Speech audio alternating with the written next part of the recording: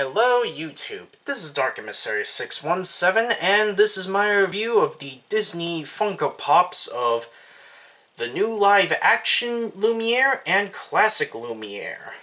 So, before we take a good look at these awesome looking pops, let's go look at the boxes. Lumiere here from the live action movie is number 244 and has the new Beauty and the Beast logo. And you can see him on the box there. This is the one voiced by Ewan Mcgregor, which is Obi-Wan, anyone who knows Star Wars. So, I thought he was pretty funny and I liked him in the film. And on the back you can see all the other pops. And it shows all of them, which, believe it or not, spoiler alert, there's actually a bit of a complaint I have with this line of pops, and that is, when you see my review of Gaston, I'm going to bring up a whole somewhat rant that they didn't make live-action movie Gaston. I would have much preferred if they made him into that line, and not just classic Gaston, but that's just my complaint.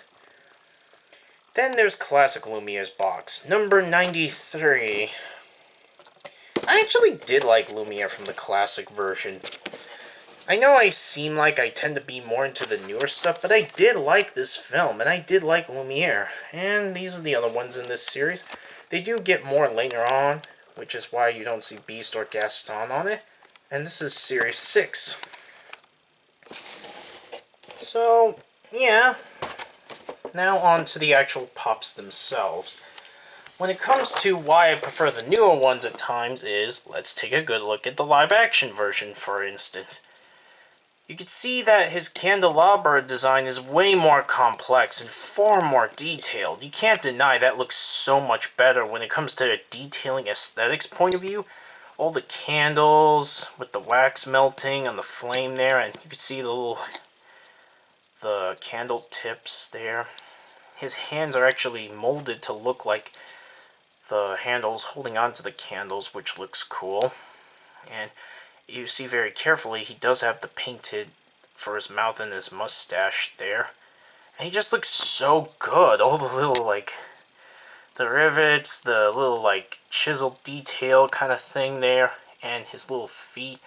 I actually managed to prove he can stand on his own, actually. But he comes with the figure stand just to play it safe, I guess. But for the sake of completion, yeah, you should just keep him with the stand on. He's actually having a little trouble. There we go. I just love the head and all the other details on him. It's just very nice. And then as for the classic Lumiere, he's nice too, but, it's a lot more simplistic. The gold looked a lot better before buying it, but that's cool. I think it looked a lot better when it looked shinier.